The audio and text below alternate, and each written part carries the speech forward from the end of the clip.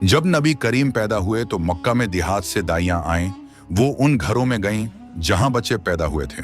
हजरत अब्दुल मुत्तलब के घर भी बहुत सी दाइयां आईं। उन्होंने नबी करीम को देखा, लेकिन जब पता चला कि ये बच्चा यतीम है तो वो आगे बढ़ गईं। उन्हें लगा कि यतीम के घर से क्या फायदा होगा। सब औरतें किसी न किसी बच्चे को ले गईं। सिर्फ एक बच्चा बचा। वो बच्चा नबी करीम थे। हजरत हलीमा सादिया जब मक्का पहुंचे तो उन्हें कोई बच्चा न मिला। उन्हें बताया गया कि सिर्फ एक यतीम बच्चा बचा है। बच्चे ले जाए गए हैं। हजरत हलीमा ने अपने शोहर हजरत अब्दुल्ला बिन हारिस से कहा, मैं बगैर बच्चे के वापस नहीं जाना चाहती। सब औरतें बच्चे लेकर जाएंगी, वो मुझे ताने देंगी।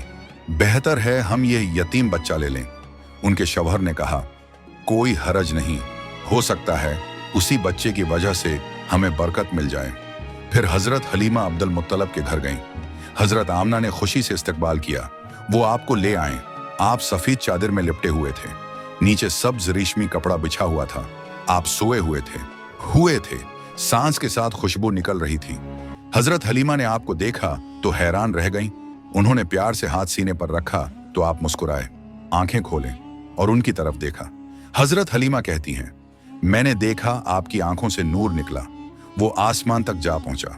मैंने आपको गोद में लिया, माथे पर प्यार किया, फिर इजाजत ली और आपको लेकर काफले में शामिल हो गई। जब उन्होंने आपको दूध पिलाना चाहा तो पहले बाएं तरफ से दूध पिलाया, लेकिन आपने न पिया।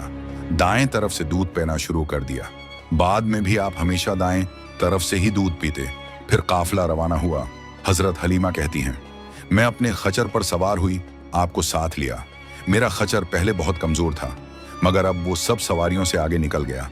औरतें हैरत से पूछने लगीं, ये वही खच्चर है जो बेमुश्किल चलता था?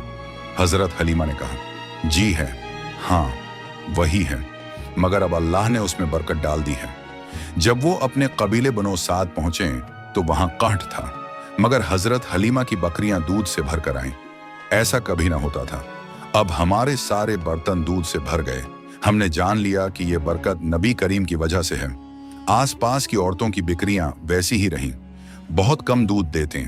फिर 2 माह गुजर गए। उन 2 महीनों में आप चलने फिरने लगे। 8 माह की उम्र में बातें करने लगे। 9 माह में साफ बातें करने लगे। हजरत हलीमा कहती हैं, जब मैं आपको लेकर आई तो हमारे पूरे कबीले में खुशबू फैल गई। हर कोई आपसे मोहब्बत करने लगा। जब आपका दूध छुड़ाया गया तो आपने कहा, अल्लाह अकबर कबीरा वल्हम्दुलिल्लाह कथीरा व सुबहान अल्लाह बुकरा वसीला, यानी अल्लाह सबसे बड़ा है, अल्लाह की बहुत तारीफ है और अल्लाह सुबह व शाम पाक है। जब आप 2 साल के हुए तो हम आपको वापस ले गए, क्योंकि दस्तूर था कि बच्चे को 2 साल बाद माँ बाप के हवाले किया जाता था। हम दिल से चाहते थे कि आप कुछ और दिन हमारे पास रहें। हमने हजरत आमना हमारे पास रहें से दरख्वास्त की। कहा, मक्का की बीमारियां कहीं बच्चे को नुकसान न दे दें, हमें 1 साल और इजाजत दें। हजरत आमना ने इजाजत दे दी। हम फिर आपको ले आए। जब आप कुछ बड़े हो गए तो एक दिन मुझसे पूछा, अम्मी जान, मेरे भाई बहन दिन में कहाँ चले जाते हैं? मैंने बताया, वो सुबह बकरियां चराने जाते हैं, शाम को आते हैं।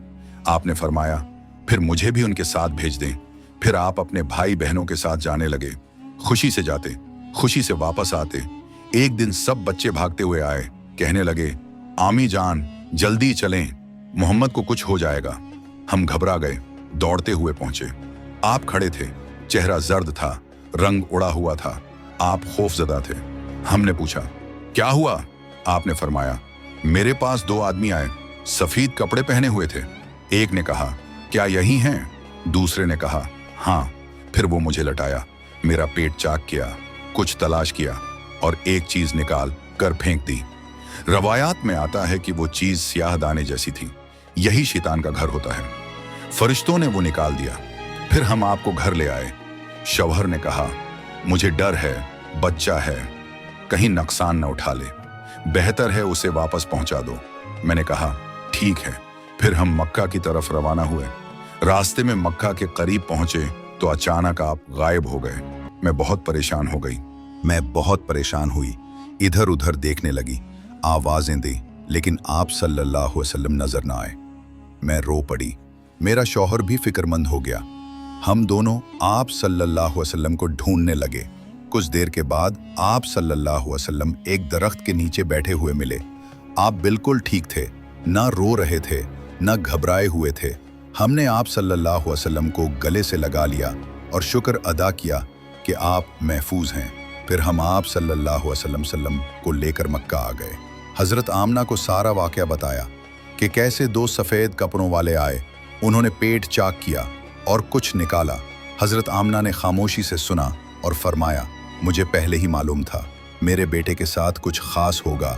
जब ये पैदा हुए थे तो आसमान पर एक रोशनी निकली थी जो शाम के महल्लात तक चमकी थी। मैं जानती हूँ ये बच्चा आम नहीं, ये ख़ास मकसद के लिए पैदा हुआ है।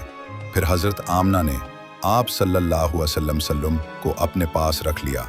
हलीमा सादिया रदी अल्लाह अन्हा और उनके शौहर बहुत गमगीन हो गए क्योंकि वो आप सल्लल्लाहु अलैहि वसल्लम से बहुत मोहब्बत करने लगे थे।